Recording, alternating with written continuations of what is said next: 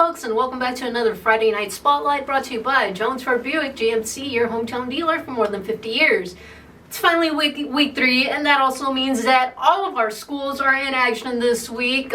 Bigger schools are finally doing their season openers, and that means our game of the week is in the 5A conference between Maricopa and Casa Grande Union. Now, a lot's different this year between these two teams. New head coaches for both of them. CG Union is making the jump up from 4A to 5A. Let's just dive right into this. David, you saw a bit of Maricopa during the preseason. What's different for them this year? They look really, more like a solid team. They've had a couple of struggles of late in the last couple of years, and I think a lot of that has been with some of the head coaching, some of the turmoil there, but now it seems like they got their guy and he's solidified there. But honestly, I'm looking at the quarterback play here. When I was out there in Gilbert watching them play in a scrimmage, they looked really solid both in their running game and their passing game, but I also want to keep in mind they used 3 quarterbacks last year, so we're going to have to keep in mind of who is going to be that bona fide starter.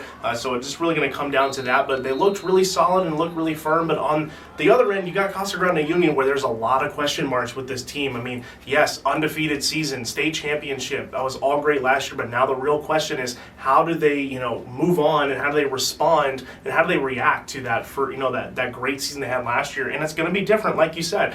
Coach Jake Barrow, he's gone now. He's not going to be there anymore. Angel Flores, who was the guy for basically all of his 4 years at Union, is now gone up in NAU in college. So it's really going to come down to how these new guys and these new pieces react, and especially for Mark Luna. He's the new head coach out there, and while he doesn't have a lot of high school football experience, he has a lot of football experience just in general, and he has a lot of connections with a lot of the players through his youth programs that he's had out here in Casa Grande. So that's definitely going to be something to watch, and it really just comes down to how does Casa Grande Union follow up their act, this act for having a championship year last year. And I think Maricopa is honestly going to be a very much improved team this year, and I think they definitely have the pieces to start building that foundation that they want to for success in the future. But right now, I think Casa Grande just has the pedigree a little bit more for them, so I'm going to take Casa Grande in this one and for the time being. But don't be surprised if Maricopa gives them a run for their money. I like this matchup. Should be a fun game.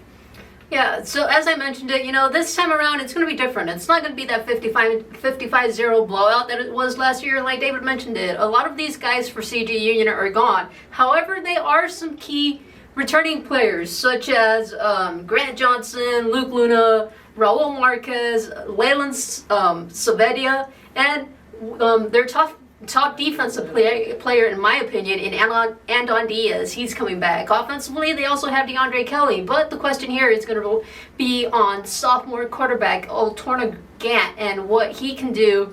There's going to be a bit of pressure on him as far as trying to fill in the role the shoes that Angel Flores left. However, this is something that he really shouldn't worry about. He just has to play his own game, play to the best of his abilities, and with the line that CG Union has, hey, they're going to give him enough time to find his guys downfield or look for the open play and just progress as the season goes on. David, is there anything else you want to add about this game? Well, yeah, I'm glad you mentioned Gant, the quarterback, and also the offensive line. The offensive line is arguably one of the better pieces of this team, and it has been for years. They've had great guys and some great competitors. Nick Anaya is one of the guys that I think about, who was a senior last year, who could really help them up front to have that great offense that they had. And even with him gone, they still have great pieces on the offensive line. And on Gant's case, like you said, he can't be in the mind of, I need to be an Angel Flores. You have to be your own guy, and I think he definitely has the ability to do that, and I think he's still going to be a great quarterback and a great piece for this team moving forward.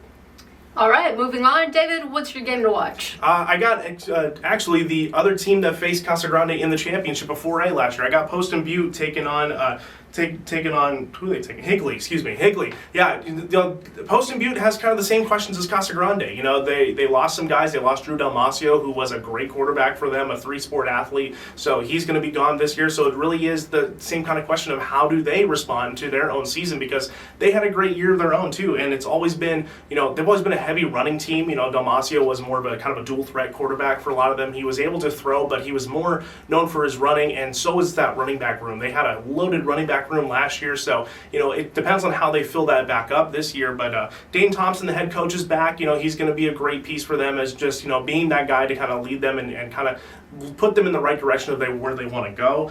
Connor Lopez is a guy I really want to talk about. He's a senior this year. He's going to see snaps both as a tight end and as a linebacker, so he's going to play both sides for the most part, and he is a serious weapon. He's a big dude. He's able to get those, big blocks as a tight end, but also catch passes, as well as just being a disruptor on defense. I really like what he brings to the table. And then kind of a sneaky guy I want to talk about is Gavin Thrower.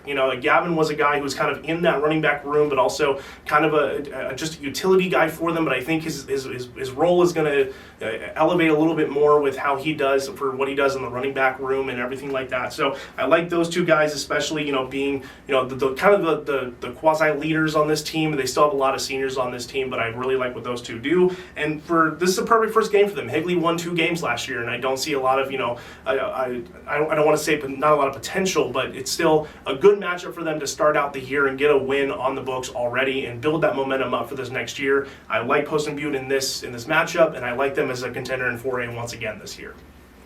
All right, now talking about another contender in 4A, this team I believe has the best offense in Pinal County, and that is Apache Junction. The Prospectors are opening up their season at home against Goodyear Estrella Foothills, and all season long last year, when we talked about AJ, we had to talk about 3 guys, and that's still the same for this year. And that's senior quarterback in Gavin Lamodulo, senior wide receiver Garrett Garcia, and junior running back Isaiah Savoy. These 3 guys did basically everything for the Prospectors, not just offensively, but defensively. They were also a big threat. But the question comes down to who can also step up and take some of the pressure and load off of these guys. They had an early exit in their playoff game last year against Kingman Lee Williams, and a big part of that was that they weren't really able to run the ball, and Lamodulo's go-to guy was Garcia. So the defenders, they were 3 defenders on him at the time, and he wasn't open. So I'm looking for the Prospectors to have an additional guy to take the load off of them. And then defensively, you have guys returning like Alex Ramirez, Jacob Valentine, and Tavon Franco. Valentine is their top defender returning. He had 43 tackles last year and 4.5 sacks. Last year, it was no question, hey, AJ could compete with the top teams offensively. Defensively, not so much. Looking for them to clean that up a little bit. And hey, if they can get it working on both sides of the ball, this could be AJ's year to make that deep postseason run that's been kind of elusive for them. David, is there anything else you want to add? Yeah, I'm going to be out there at Apache Junction covering this game, and I'm really excited to see not just the offense, but how the defense reacts. I think that's the big question mark this whole last off season was how do they react to their defense and how do they improve their defense? And I think they've made a couple steps right there, so it's going to be interesting to see how it plays out. And it's going to be another great week of football. We got all of our teams back playing this week, so it's going to be really fun and getting ready for some more competition coming up. Real quickly, here are our picks for this week. We are currently tied. David's hanging in there right now, but we'll see how this week goes. I do have to mention we do have one Saturday game as Vista Grande is heading up to Flagstaff to take on Tempe Marcos Deniza. They will be playing at the, what's it called? Walk Up Sky Dome. There we go. Our NAU guy here. So be sure to check out Pinal Central for all of your football game coverage and come back and check us out next week.